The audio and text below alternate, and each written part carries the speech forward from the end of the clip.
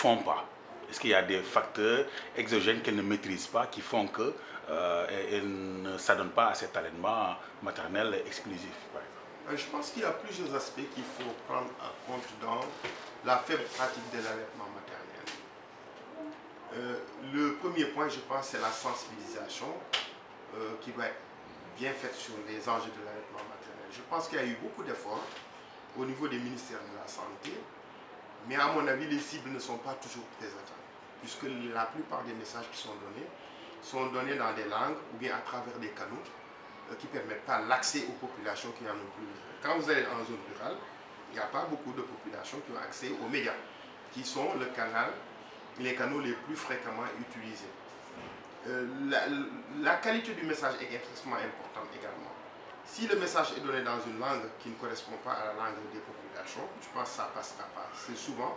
C'est des messages, pour la plupart du temps, qui sont donnés en français, alors qu'il faut utiliser les langues locales, donc traduire les documents sur lui. L'autre élément, c'est que également, les conditions dans certaines familles sont telles que parfois il est très difficile de pratiquer l'allaitement maternel.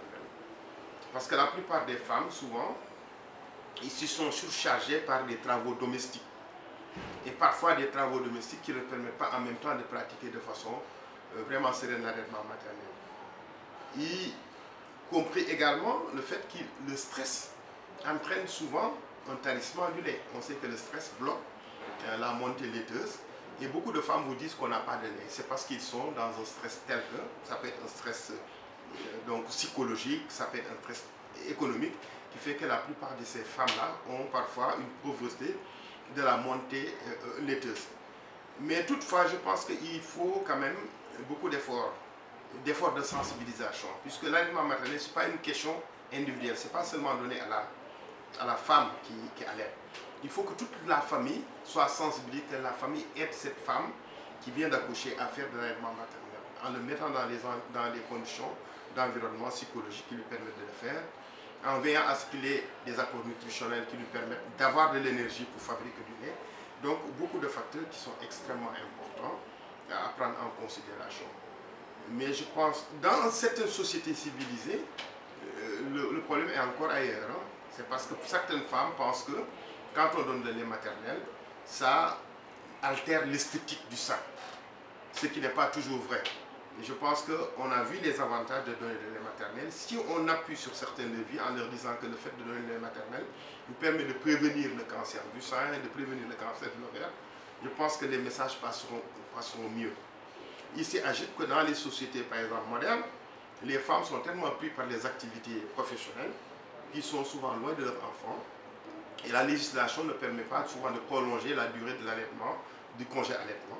Et ça également, c'est un facteur quand même qui bloque beaucoup. Et je pense que les pouvoirs publics ont un rôle à jouer avec les professionnels de santé pour améliorer cet aspect-là.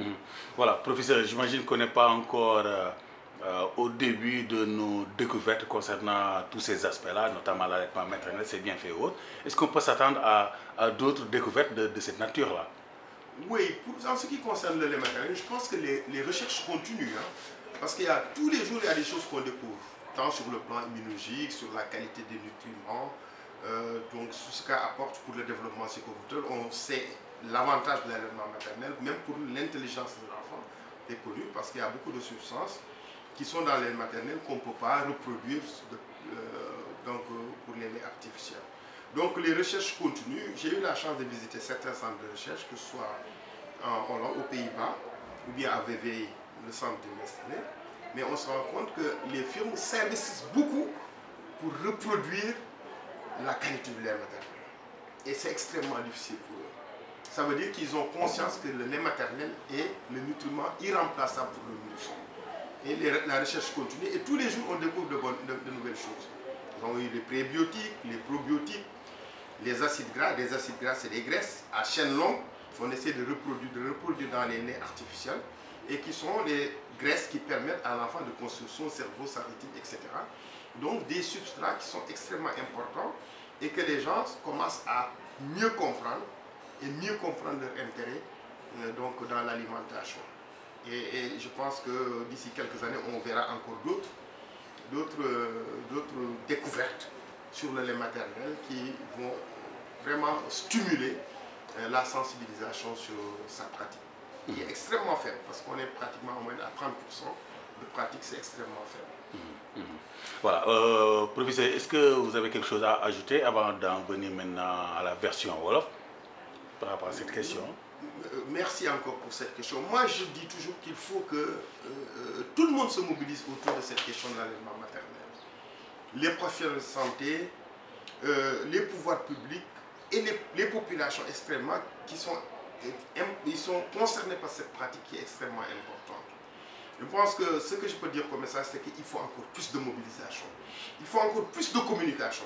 Parce qu'en réalité, en tant que professionnel, je ne sens pas trop cette communication-là. Il y a eu beaucoup de choses qui ont été faites au niveau de nos ministères à travers les cellules de communication. Mais je pense qu'il faut maintenir la pression sur la communication, essayer d'identifier les cibles essentielles pour qui les messages sont extrêmement importants.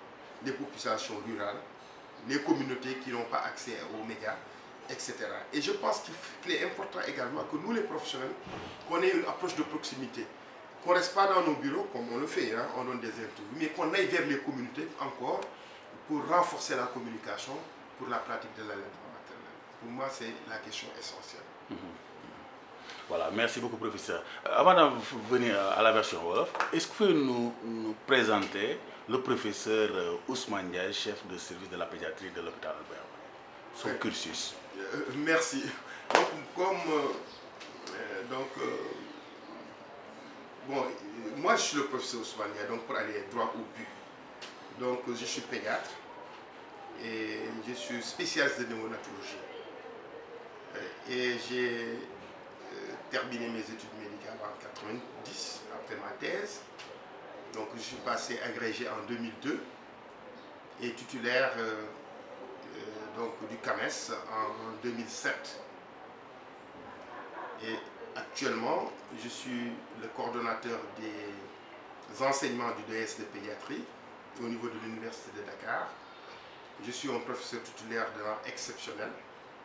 Donc je suis pratiquement un peu au plafond, mais ça ne veut pas dire que j'ai fini de travailler et d'apprendre. Je suis également consultant au niveau de beaucoup d'institutions.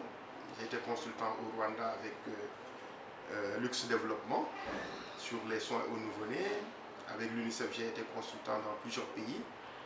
J'appuie beaucoup de pays dans la formation des pédiatres, que ce soit le Bénin, où j'ai lancé le diplôme de périnatologie, que ce soit en Guinée, que j'appuie dans le cadre du DS de pédiatrie, que je coordonne plus ou moins, que ce soit au Niger, où j'ai coordonné le DS de pédiatrie.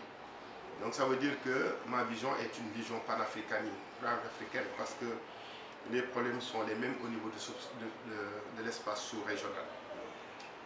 J'ai beaucoup d'activités également au niveau de certains projets. Je peux parler du Centre d'excellence africain pour la santé de la mère et de l'enfant, dont je suis le directeur adjoint, qui est une initiative de l'Association des universités africaines et qui est appuyée par la Banque mondiale. Donc qui appuie certaines activités au niveau de l'Université de Dakar, que sont la formation sur les compétences ou bien les formations diplômantes, la recherche, mais également le partenariat.